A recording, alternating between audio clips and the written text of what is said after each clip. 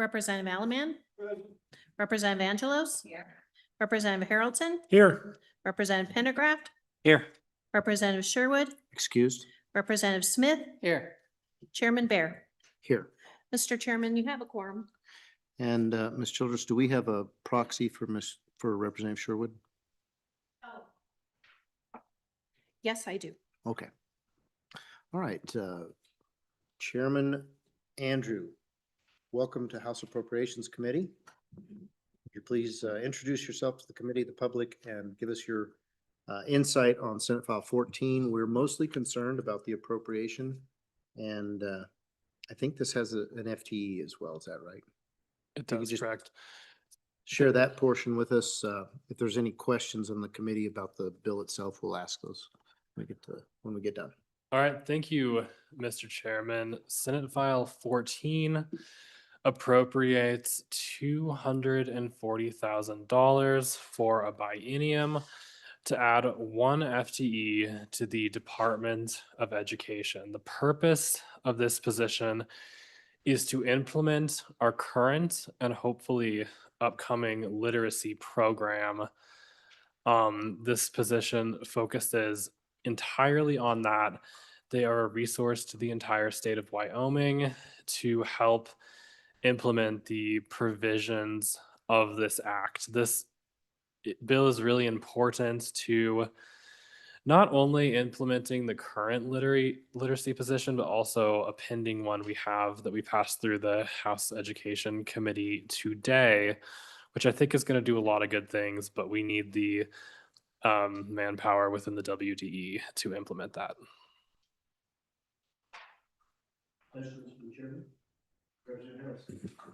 Thank you, Mr. Chairman. So, Chairman Andrews, looking at the page 1, you have the 240, but then I see on page 2 under B, there being appropriated 300,000 as well. Is it 240 plus 300? So a total of 540,000?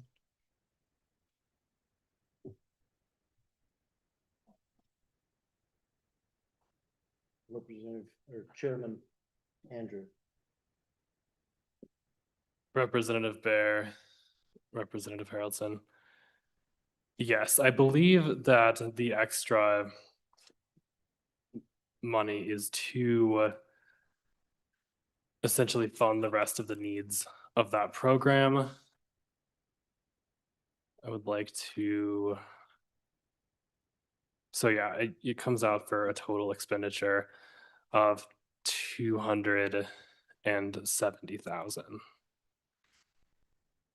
Follow up. Representative Angelos. Thank you, Mr. Chairman. That 270,000 is for the per year. So the biennium's 540,000. That's what I'm seeing on the fiscal note. Is that correct? Right. Okay. Thank you. Representative Pendergraft. Thank you, Mr. Chairman. I'm wondering about TRP. That's kind of been the theme of the last month. I don't see it included in here. I note on page 2, line 2 of the 120,000, which is where I would normally expect it when they add a position, they put it in there. But this says shall be expended each fiscal year. So I just wanted to make certain that some accounting had been made to properly equip the individual. Is that something you're aware of? Chairman Andrew. Representative Pendergraft, I'm sorry, could you repeat the question? Thank you, Mr. Chairman. So every time we add an FTE, they normally have to have TRP, which is computer software, all that sorts of things. I don't see that specified in here. We have in other bills in the past, when somebody had an increase for a position, the TRP was included within that cost. This bill, however, on page 2, line 2, is that cost where I would expect the TRP to be absorbed is expended each fiscal year. So it sounds to me like maybe that wasn't taken into consideration. Just wanted to know if you know or had taken that into consideration. Thanks. Mr. Chairman, thank you. I don't believe that was taken into consideration within this bill. I think that the department, having had these positions before at a point where they were being funded through federal funds after COVID, I believe they already have those resources. They are needing these funds to actually bring someone back into this position in the office. Representative Angelos. Thank you, Mr. Chairman. So my question for you, Chairman Andrews, is this, that you mentioned that this position was funded and it was cut at COVID. Can you tell me how long we've been without this position? So we're basically backfilling federal funding, and why do we need this position? Thank you, Mr. Chairman. We've been without this position for about 2 years now. So I think we're taking it on because there is a renewed interest in promoting literacy within the state of Wyoming.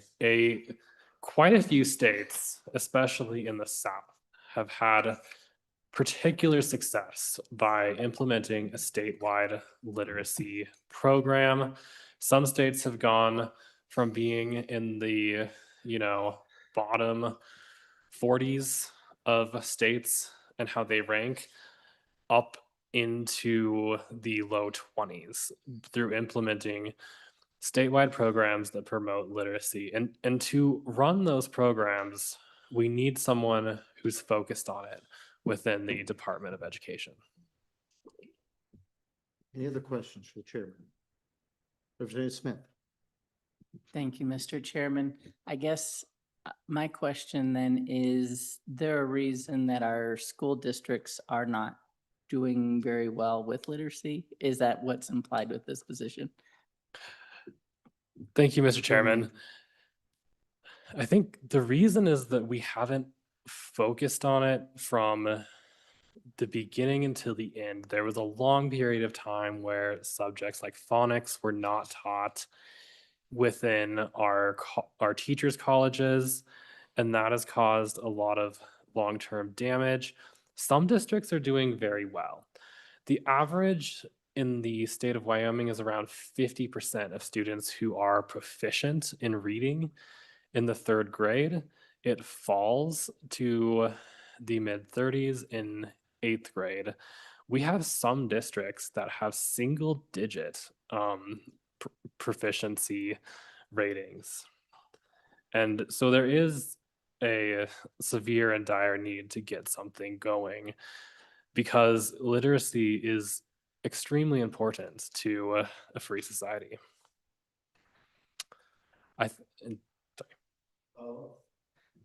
Thank you, Mr. Chairman. So will one person help all 48 school districts to get the literacy rate up? Chairman Andrew. Thank you, Mr. Chairman. Yes, absolutely. This is not, it's going to be enough for one person. There's a lot of reporting requirements, things we have to track and take care of. The school districts are going to be implementing this on their own. But in order to know how it's going throughout the state and keep on top of it and be serious about it as a state, we need one position to make that happen. There is someone who just walked in who could help answer a lot of these questions too. Representative Angelos. Thank you, Mr. Chairman. So how are we doing this now? Chairman Andrew. Mr. Chairman, currently, we're not putting full focus on it. I believe there are some people within the Department of Education who are taking on extra work to try to help this go through, but authorizing a full position to focus on this would be the most optimal thing. Further questions? Did we have a question that she left with, Sherwood left with you? I have a question for you, Chairman. On this 150,000 for contractual services, it's pretty vague. Do you have an idea of how that will be spent? Thank you, Mr. Chairman. I would love to defer to the Department of Education on that, who is not here right now. I expect them to be here. So I apologize. I don't know exactly how they are going to spend that.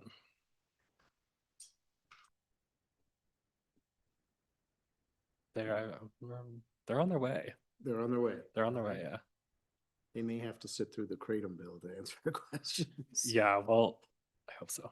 Okay, so we'll hold off on that question then for now. Are there any other questions for the bringer? All right, thank you for being here. We'll have you stick around, try to get the Department of Education up here. And ma'am, you can come forward, Ms. Wilson. Thank you. And are there anyone else who wants to testify on this bill? Probably not. Is there anyone online? Okay. Welcome to House Appropriations Committee. Please introduce yourself to the committee and the public and let us know your thoughts on this bill. Thank you, Chairman Bear and members of the committee. My name is Gay Wilson. I'm a retired teacher. I taught for 21 years here in Cheyenne School District. I graduated from UW and I received my master's from UW and a reading endorsement as well from UW. 10 of those years, I was also a certified Linneman Bell consultant, which was a foundational skills type reading intervention program. And I worked with the lowest readers in our school district. I worked at the largest school district actually in the state, and it was one of the highest free and reduced meals school too. So it was, some pretty tough kids to work with, but they were fabulous. And, those kids can learn to read too. And today I am here in support of SF-14, the literacy position for K-3 reading program, because this bill does something very simple, but yet it's essential. It gives our school districts the support they need to carry out the responsibilities of the Reading Assessment Interventions Program. After I retired, I went to work for the Wyoming Department of Education, and I was helping to manage the CLSD grant. And I worked with 25 of the state's school districts with this grant. And the one thing I can tell you that I heard over and over when I was in this position was that they were grateful. And they were grateful because they had somebody up at the State Department who could answer their questions, who could help support them with literacy in their school districts. We are the only state in the nation that does not have a literacy department. I continue, every time I think about that, it just amazes me that we are the only state that doesn't have that. And they just recently hired Dr. Claudia Ladd, who's an absolute expert, and she's fabulous. But she can't do all of it. She has so many different duties assigned to her that it's not possible for her to do everything that is required of school districts. And so that is why this position is needed. We need the full-time position so that somebody can work with the schools. There's accountability piece to it because school districts have to turn in what curriculum they're using, what students, what they're scoring on their assessments, which students are below the 10th percentile. There's a lot of reporting that the school districts have to do, and somebody has to keep track of that data, and somebody has to say, okay, it's not working now, what are you doing? But that hasn't been being done. And so there's a lot of times there's been no accountability on the part of the school districts because there's nobody up at the state who has been there to do that. So that's one of the reasons this is important to have that position. The other reason it's important to have that position is to help school districts with professional development. And Chair Bear, I know that you had asked what that, it was the $150,000 for the contract help. So that would be somebody who would be able to, and they'll be able to even answer it better than I will. But that would be somebody who would go into school districts and help them with professional development. What can we do? There's the K-12 bill coming up, which we hope will pass, and I hope you will all support too as well. How can we help support you? What professional development can we provide you with? What interventions are available to help you use? When we screen people, how does that, students, how does that look? It's not that hard to do, and it just, they don't have the knowledge sometimes to know how to do that. So that is what that position would be for. When I went across the districts, I would meet with the superintendents, and they really appreciated having somebody from the state to come to their school to see what they were doing in their school buildings. They loved showing off what they were doing. With the CLSD grant especially, those were the only school districts I could work with. So people who are on the grant, if you're working for that grant, you can only work with those school districts. You can't work with the other school districts. So half of the state I couldn't help. I could only work with those. And they were more than happy to have somebody there to help guide them in how to implement literacy instruction in their school. And so they really appreciated having somebody that they could call and get a response to, because before that, there really wasn't anybody. We had our chief academic officer, which that position is not there anymore. I believe Dr. Ladd has taken over some of those, duties, but there was nobody to return calls or emails. And so one of the things I noticed quickly was, thank you. Before we've never had anybody returning our calls or our emails because there wasn't anybody there to do it or that had time to do it. So that's why this position is really important to put through, is because school districts want to do well. They just sometimes don't know how to do well. And so it's important for the state to be able to provide that support to school districts to help them be successful. And in the end, of course, the winners are the children. And so really that's the big picture, is it's the kids who win by helping with this position. So, and with that, I will stand for any questions. Question from Ms. Wilson. Representative Smith. Thank you, Mr. Chairman. Out of the different school districts across our state, has any school districts implemented a similar position for literacy within their district? Ms. Wilson. Chairman Bear and Representative Smith, each school district is different, so you might have some. Laramie County School District is the only one that I'm, mostly familiar with. There were some on the grant that they did have that position. They used some of that grant money for that. The problem is that, those grants, they run out after a while. So you can't continue those positions unless you have that built into your, your fiscal budget in your school district. So a lot of them would do just more professional development with that money. Here in Cheyenne, we've had literacy specialists, then they get rid of them, then they hire them back, or then what they do is they go to a K-12, language arts, person up at the admin building that helps with that. But again, when you have one person doing kindergarten through 12th grade, how much time do they have? And so different districts do it differently. Follow up. Does that answer your question? Okay. All right. Other questions? Ms. Wilson, I may have misunderstood, but it sounds like you were basically in this position at one time or somehow associated with this position in.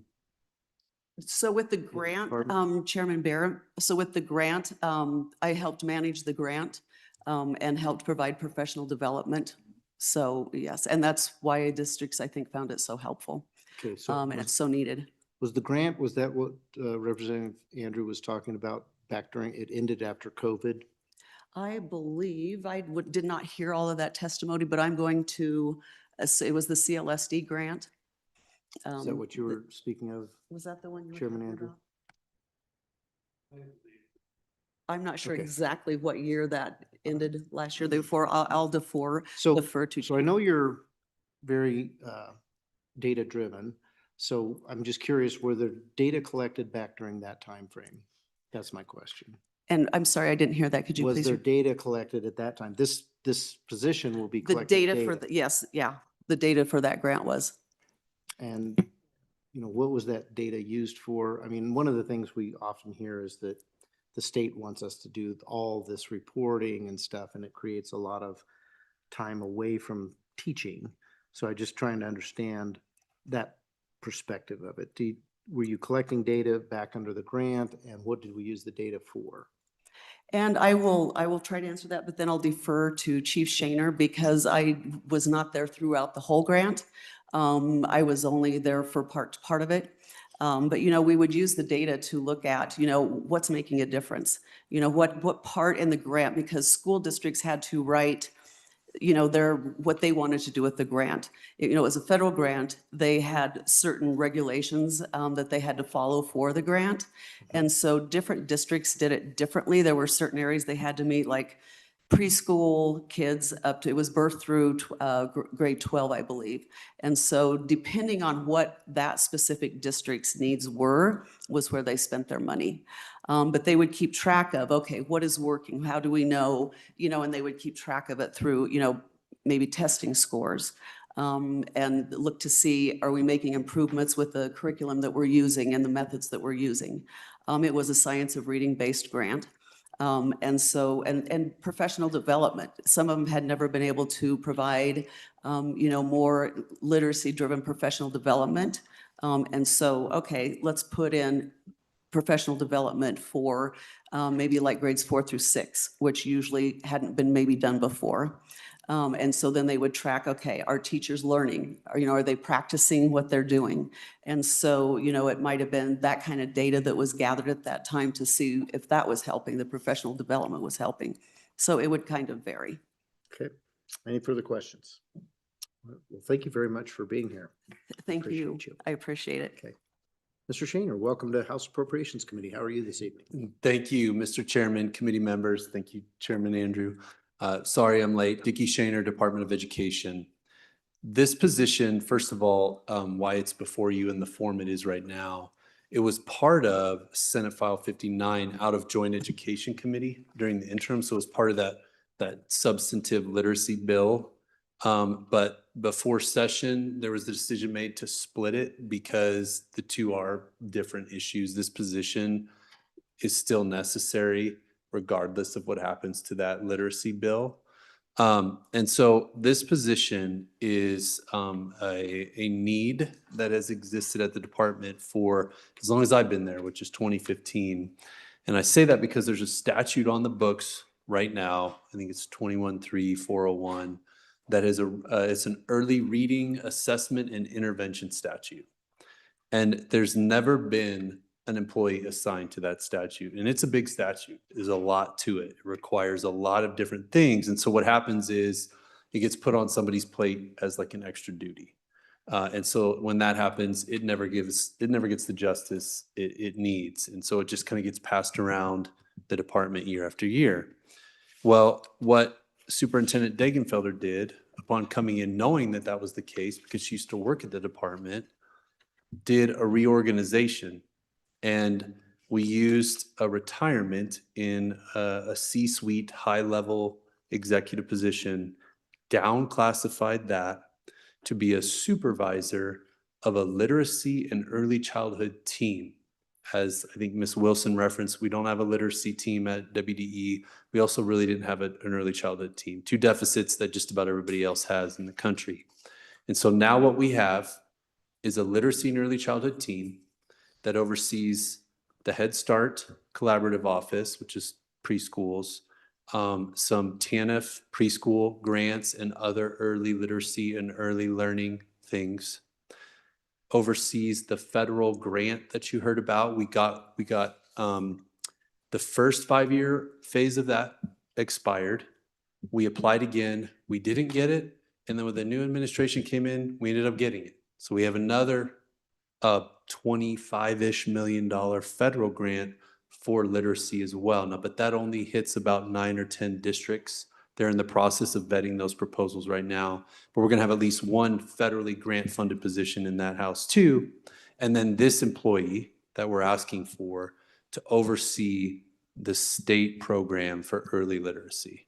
So that is how this office breaks up, and that is really the primary duty of this position we're asking for, is that statute on the books.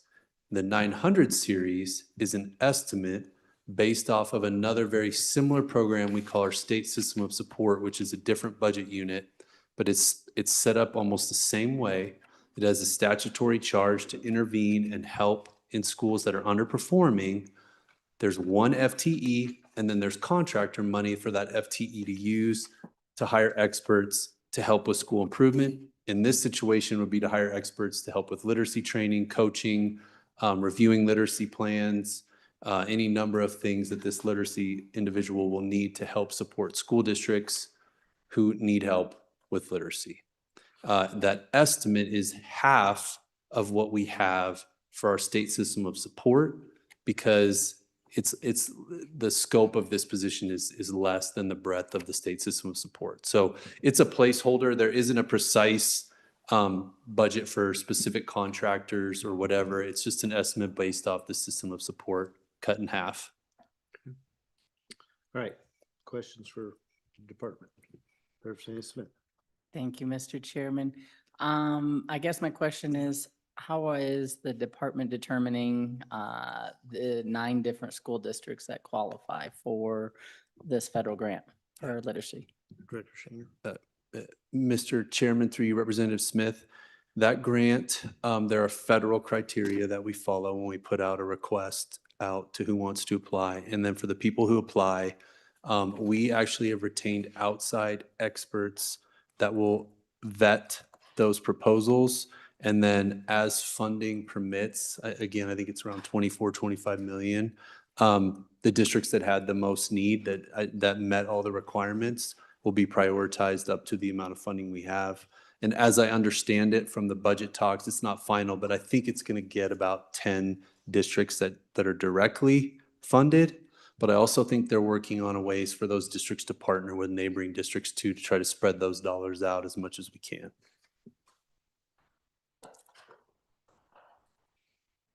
Okay, is there any other questions for the director?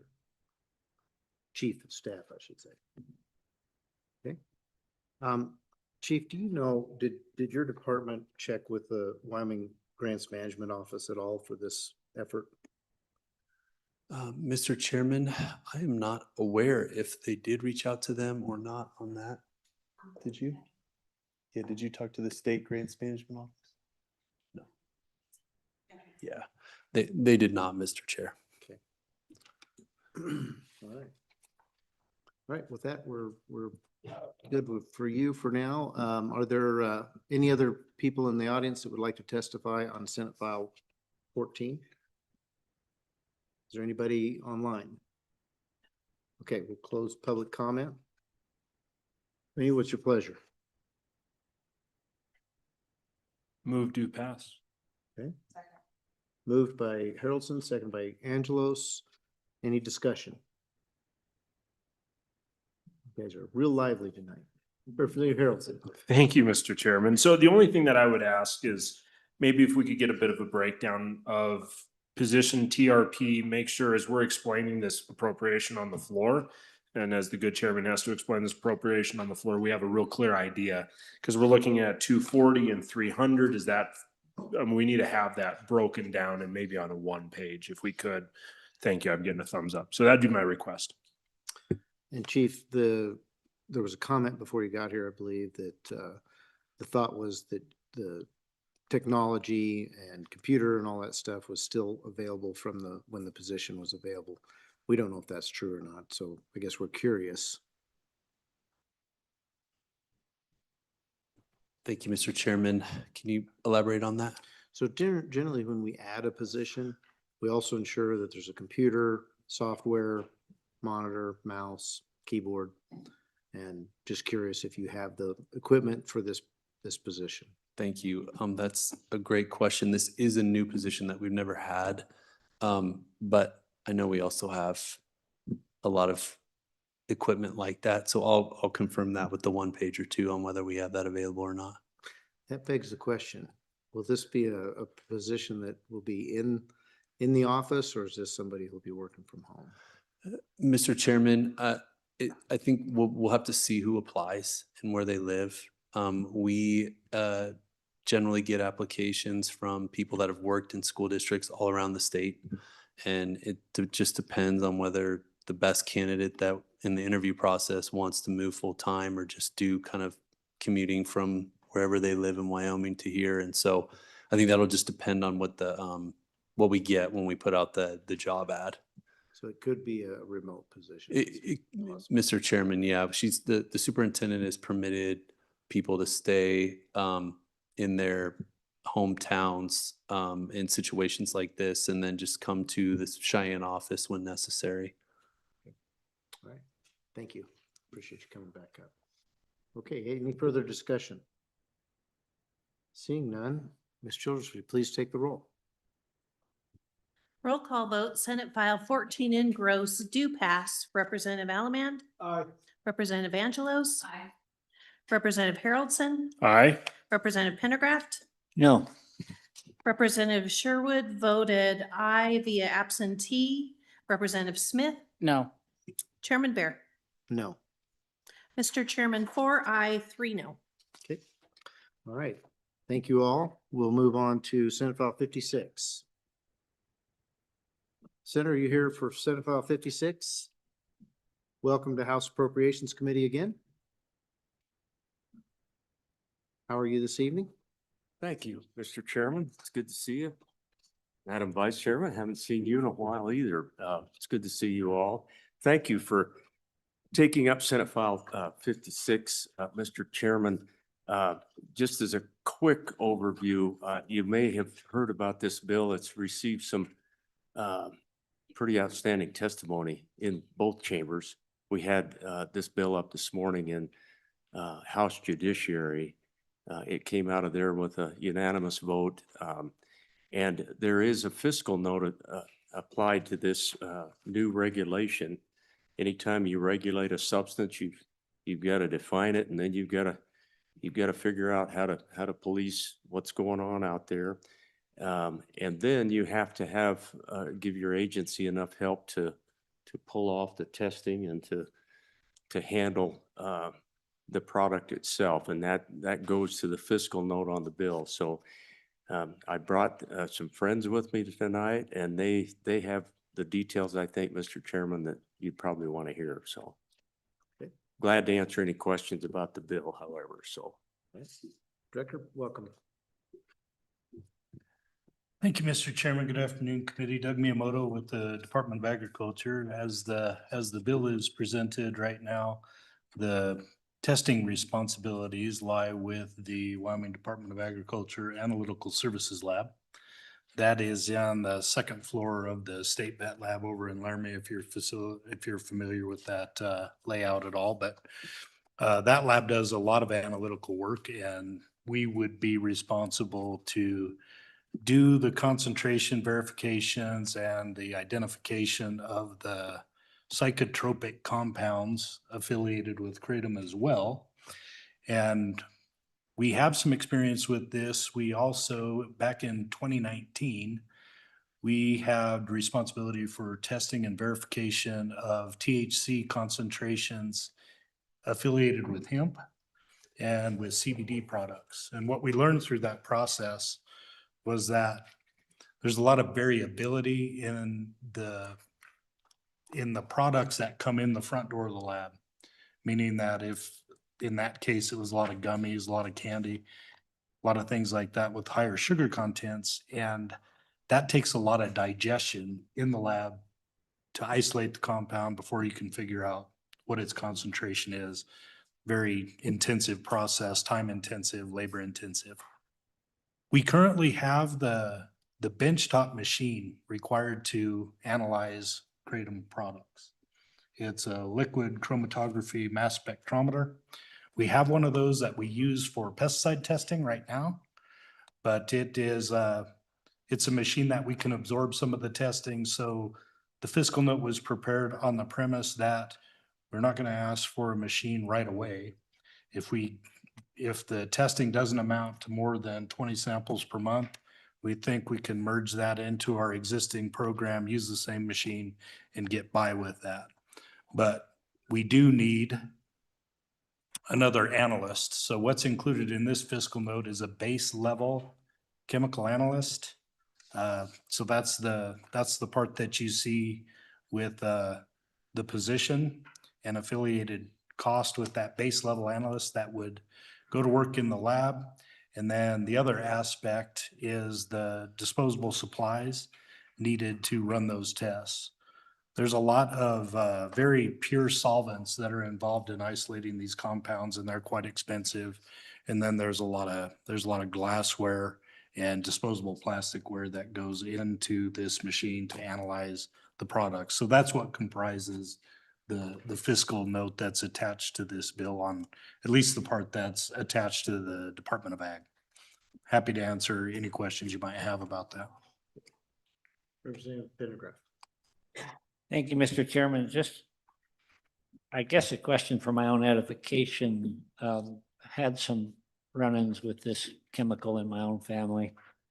I have a brother who's a pharmacist, a good friend who's a pharmacist, a couple of doctors in the family. And to an individual, they all would say, just ban this stuff. Well, obviously, if you're opting to regulate it, there then must be a need or a purpose. Could you elaborate on why we need to regulate rather than ban? Director Miyamoto. So Mr. Chairman, I'll try to take that. Representative Pendergraft, thank you. And that really goes to a lot of the travels that this bill has had. Over on the Senate side, it did go to Senate Judiciary, and unanimously, the Senate Judiciary Committee moved this bill to a ban.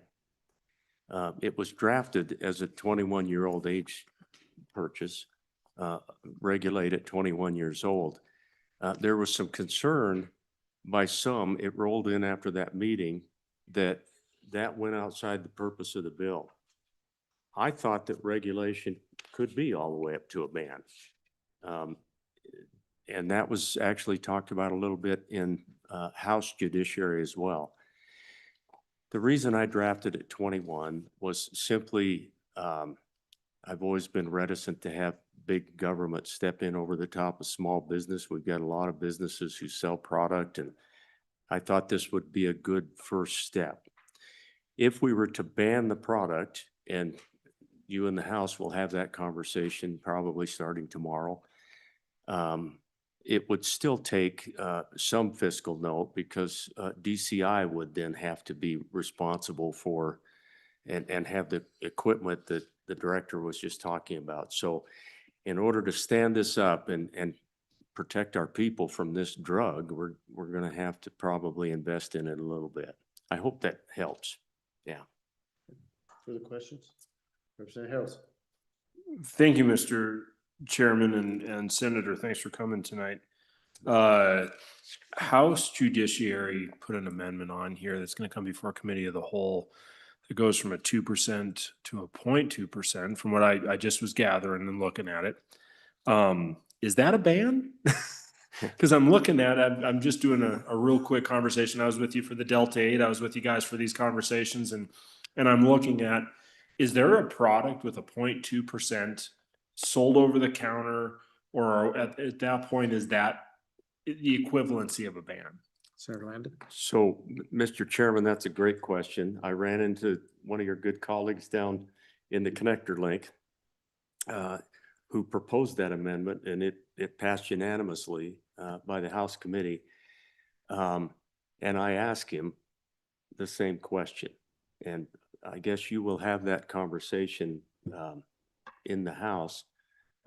The reason that I had it at the level of 2% is that is consistent across the board in all of the 20-some states that have dealt with this product, whether in regulation or the 7 states that banned it. 2% was really sort of a benchmark. And I think that really kind of relates to THC also, most drug testing. His explanation, I can only say, Mr. Chairman, that the good House member indicated that he had done some homework as well, and felt like that would prohibit the added products, that it would leave it right at the base level. But I don't know the full intention behind the amendment, to be honest. I'm sorry I can't answer it a little bit better for you, Representative. Director. Yeah, thank you, Mr. Chairman, Representative. We did some research this afternoon based on the amendment to see if we have enough precision in our sampling to be able to test down to 0.2%. And we think the simple answer is, I don't think we can test reliably down to 0.2% with the equipment that we currently have on hand. I think there's a combination of methods and equipment available that could get you to that level of precision, but we didn't analyze this bill thinking that we would be trying to dissect down to that level of specificity. So we would have to do some research to get our lab works in order to do that kind of work, if it's even available. There's not really a federal standard operating method right now for kratom. There's a way to do that, and there are some labs that come up with concentrations on this substance, but we're kind of in the pioneering phase for analyzing this substance right now. We're doing some research on methods already, though. Follow-up, Representative Harrelson. Thank you, Mr. Chairman, and thank you guys for that explanation. Just the quick search I did, I'm finding that 0.2% strips away pretty much any of the products we're finding. I think at that point, it is a conversation of, are we just gonna ban the product or not ban the product? And I guess I struggle with saying, well, it's 0.2%, it's legal, but it's 0.2%. Well, wait a second, is it legal or is it not legal? And I think maybe that's a deeper conversation that needs to be had. And so, it is, I mean, I appreciate you bringing the bill, as we're seeing a lot of concerns. I'm seeing concerns in my community as of unregulated product that anyone can get their hands on, and then we're finding some major downsides and problems. So I appreciate that, but I think at this point, I think maybe the deeper question is this a ban or is this a regulation to an age? So, Mr. Chairman, thank you for that. And Representative, you really hit on a key point, and I think you'll have a good debate if the bill goes down to the floor. I'm sure you'll have a good debate and land it in a good spot. And if we have some differences, we'll certainly get together on it. But appreciate the good words. I do think this is one of the important bills we've run into this session. Truthfully, Mr. Chairman, I didn't know anything about this drug 6 months ago. And we've had 9 deaths over the last 2 years in the state of Wyoming. You'll hear a lot more about it as it moves along, but the more you find out, the more startling it is. Food and Drug Administration thinks it's the next Oxy potentially epidemic, and so we're gonna have to get arms around it. I'm glad we're one of the states that's at least on the front half. A lot of states are just now picking it up, just like we are. It's a pretty nasty enhanced product that's out there, and it's wide open. I mean, it's available just every single gasoline station out across the state. So, Okay, further questions? All right, thank you. Representative Clausen, would you like to opine on this bill? No, just learn a little bit more. Okay. Okay. Please come forward. Thank you for being here. Welcome to House Appropriations. Please introduce yourself to the committee and the public. Chairman, representatives, I'm Rachel Nuss with the Wyoming Department of Health. I'm the Community Prevention Unit Manager and would be able to answer any questions you might have about our fiscal note. Okay. Any questions for the department? Okay, thank you for being here. Chairman, I'll ask real quick. Okay, go ahead. Thank you, Representative Nelson. Chairman. So looking at this fiscal note, as we heard from Department of Ag, will cover expenditures if we don't have to upgrade our systems, correct? So this is relying on the 2%, not the 0.2%. Chairman, representative, for the Department of Health's role in this bill, we would really be working on compliance checks, which entails more trying to limit the access of youth going into a store and purchasing Kratom. So I don't think that the percentage will have any impact on our fiscal note. Okay. All right, thank you. Director Miyamoto, I have one question I should have asked you before, if you could just come up for one moment. On the lab portion of this stuff and setting it up for a new product like this, is there any of your equipment, your personnel that can be used for efficiencies where you're already testing other drugs? Mr. Chairman, the answer to that is yes. When we were analyzing this, we determined that we thought we could process 20 kratom samples a month without needing additional equipment. So we already have a liquid chromatography mass spectrometer, and we use that for pesticide residue testing and pesticide truth in labeling testing. So it's primarily used for pesticides and water right now. And that is, as I understand it, the gold standard equipment for this type of testing as well. So we didn't ask for additional equipment. My rationale was, let's see how many samples we get. If we can fold it into the existing program, we will. And maybe we don't need additional equipment. So yes, we already have the piece of equipment. What we don't have is the time to do the digestions and titrations that are common with this type of testing. It's very time intensive to digest out that compound and then titrate it to see what the concentration is. That's the part we're lacking. All right, thank you. Representative Angelos. Thank you, Mr. Chairman. Director, I have a question, and you may not know this, but, and I can't take credit for this, it was passed on by a colleague. Can we use the opioid settlement funds for this? I mean, Kratom has an opioid in the body, so is that something that we could use those funds and tap into that? Instead of Mr. general Chairman, funds? Representative Angelos, I just don't know. I've always been told when you come in front of the Appropriations Committee, your second best answer is, I don't know. And I don't. Representative Angelos. Follow up, Mr. Chairman. Director, would you be able to find that out and get back with us? That might be something that we could look at. Mr. Chairman, Representative, absolutely. Yeah, and Director, along the same lines, if you've communicated with the Wyoming Grants Management Office, we'd like to know about that too. Just make sure we're using that resource. If you haven't, please reach out to them for any of your financial needs for this. And Thank you. okay, all right. Any further questions? All right, seeing none. Is there anyone else here that would like to testify on this particular bill? And no one online? Okay. We'll close public comment.